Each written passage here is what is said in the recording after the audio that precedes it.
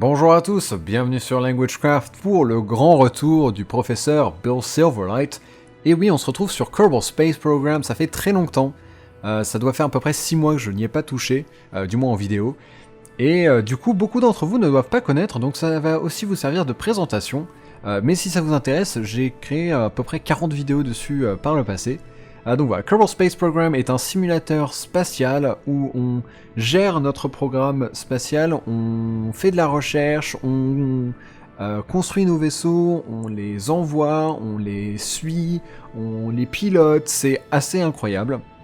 Et donc cette vidéo-là va être, vu que c'est le retour, ça va être une vidéo de présentation, et dans le prochain épisode, on va vraiment partir avec le mode carrière.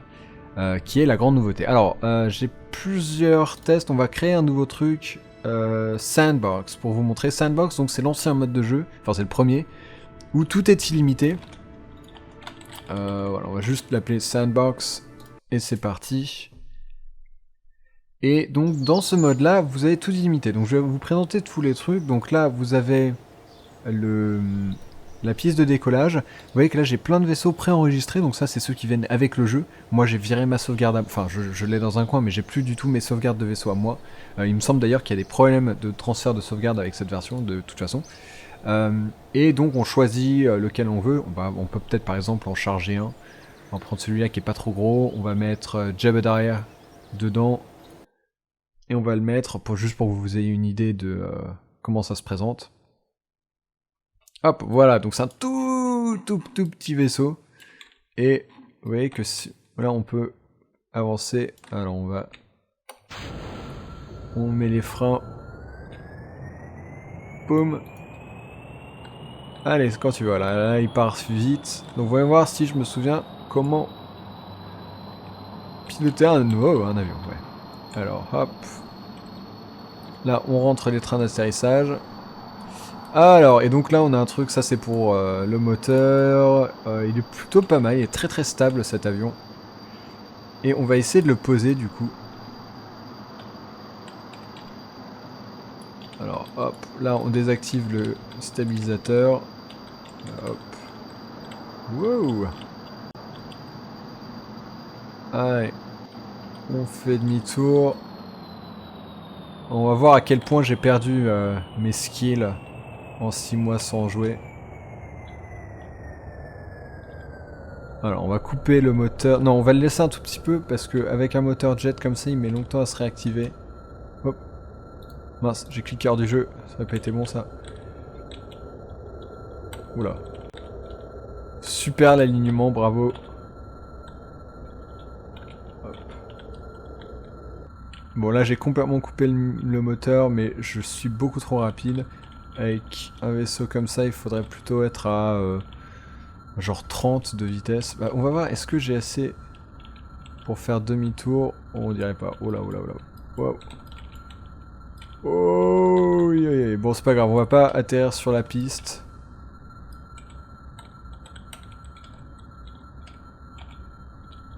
Allez. Ah. Voilà. Et là on freine. Bon, c'est pas magnifique, c'était quand même là-bas mon objectif, mais bref. Voilà, j'ai réussi à atterrir. Et donc là, on peut quitter. Donc voilà, donc ça c'est les bases. Ensuite, ici, on a... Donc ça, là c'est où on construit. Là, vous allez voir, c'est un hangar. Donc c'est là qu'on construit les vaisseaux. Vous voyez que là c'est celui que je viens juste d'utiliser, mais on peut en charger... celui-là, Non, pas celui-là. Celui-là. Là, vous allez voir que c'est beaucoup plus imposant. Voilà, on peut faire beaucoup plus grand que ça, bien sûr. Mais ça, c'est déjà pas mal, ça a pas mal de puissance. Donc, voilà. Ensuite, on a ça pour gérer nos astronautes. On peut en engager, tout ça, c'est des mecs qui sont engagés. Assigned Jebediah, parce qu'il est toujours dans le vaisseau. Et j'ai E2 qui sont également... E3, c'est les originaux, en fait. Et Lost, c'est tous ceux qu'on a tués. Sachant que E3, on peut pas les tuer. Ils reviennent toujours, et pour l'instant j'en ai tué aucun parce que j'ai juste de générer le monde, mais ça viendra.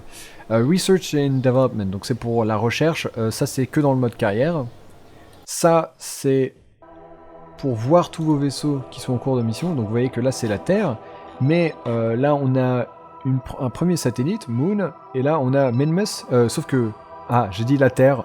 Gros lapsus, et les puristes, tels que je suis habituellement quand ça fait pas 6 mois que j'ai pas touché au jeu, diront non, c'est pas la Terre, c'est Kerbin. Là je peux... Est-ce que... Voilà. Ça c'est Kerbin.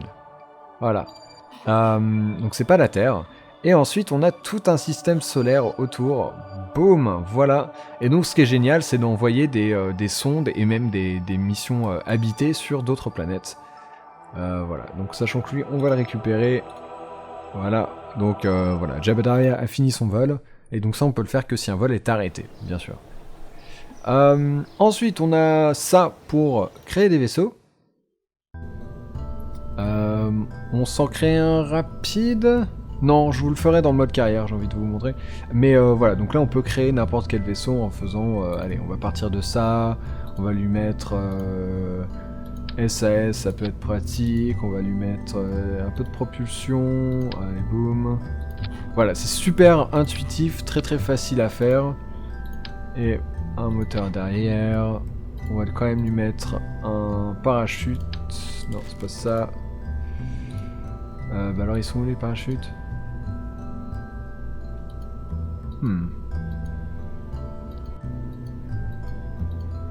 Bah alors ils devraient être là les parachutes. Tac tac.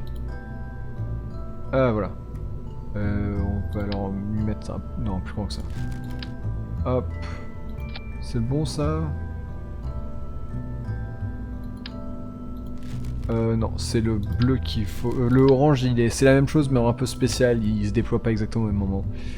Et on va rajouter quand même, pour un petit peu plus de stabilité, on va mettre les canards de base.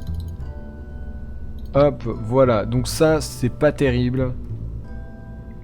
Mais c'est suffisant, donc on va mettre vidéo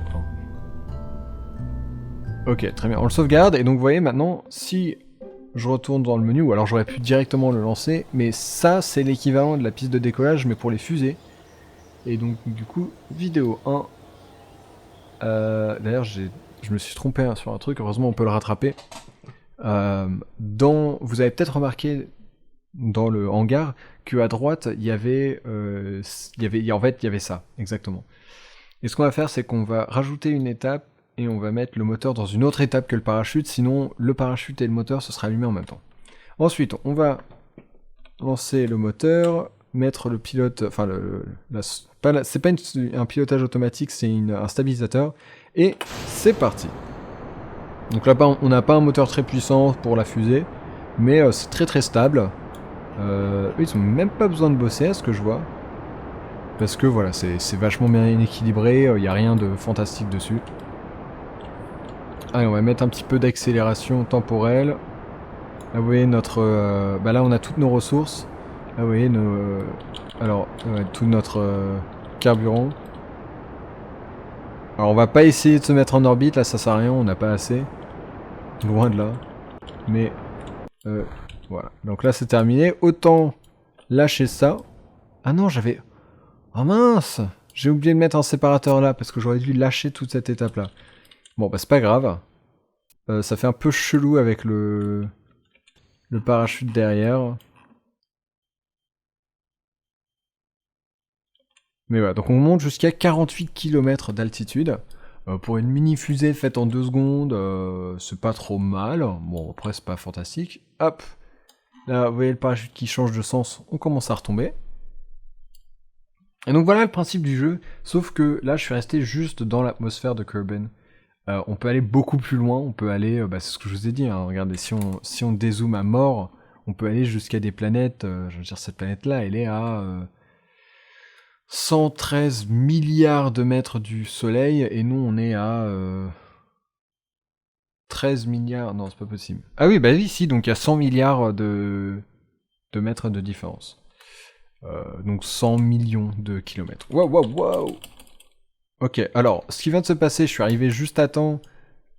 Cette partie-là, pourquoi est-ce qu'elle vole par là-bas? Ok. Il y a eu un truc bizarre au moment où elle est partie, et là, elle va retomber. Hein? Alors, bon, visiblement, c'est l'occasion de vous dire que ce jeu est en alpha, et ça se voit. Après, pour un jeu en alpha, il est assez incroyable. Niveau optimisation, il est pas mal du tout.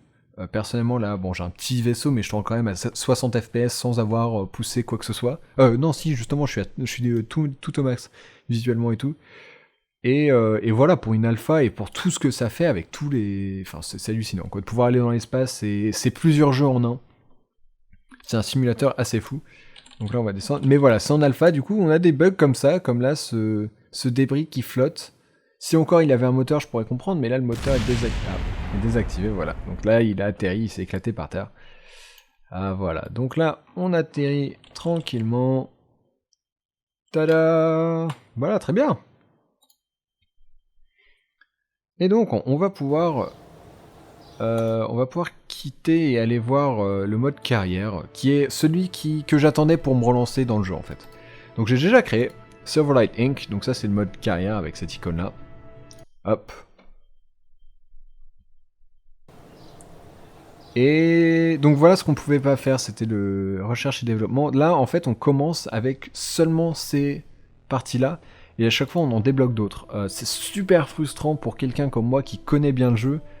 Et qui connaît, alors je connais pas toutes les parties, déjà parce que je suis pas un expert non plus, et surtout parce que ça fait longtemps que j'y ai pas joué, donc il y en a certaines avec lesquelles j'ai jamais joué en fait, mais même, il y a plein de trucs, rien que ça, un séparateur, enfin un découpleur en l'occurrence, comment dire, j'ai vraiment l'habitude de l'avoir. Bref, donc là, premier objectif, et on continuera le mode carrière dans les prochaines vidéos, il nous faut 5 de science pour débloquer ça, et ensuite avoir des séparateurs. Enfin, des découpleurs. Donc, ce qu'on va faire, c'est qu'on va se créer une petite fusée. Voilà, donc là, on n'a pas vraiment le choix, on n'a pas beaucoup de trucs. On va se mettre... ça... Hop.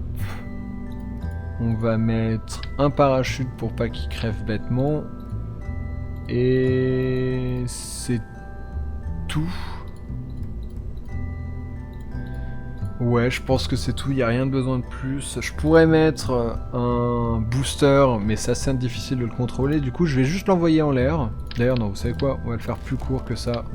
Hop. Voilà. Et on va l'appeler Science 1. Ou Science 1, ça marche aussi. Voilà, donc on va l'envoyer. Le vol va durer 2 secondes et demie. On va pas aller très haut, mais normalement, ça va nous générer assez de science pour débloquer la première chose. Hop, voilà, donc là, SAS, c'est le stabilisateur automatique. RCS, c'est des jets d'air, mais qui ne servent que quand on est dans l'espace, ou alors avec très peu d'atmosphère. Et j'ai encore oublié de faire mes étapes. Hop, voilà. Ça aurait été marrant, un petit fail, mais non, je ne le ferai pas. Donc on va mettre d'abord le moteur, donc on appuie sur espace à chaque étape. Et vous voyez la vitesse à laquelle il part, en même temps c'est ultra léger tout ça. Et donc on est tranquille.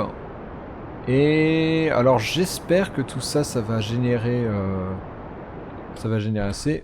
Voilà, c'est déjà terminé. On sera remonté jusqu'à quoi? 5 km? Ouais, 5 km d'altitude. Là on va accélérer un peu le temps pour nous voir redescendre.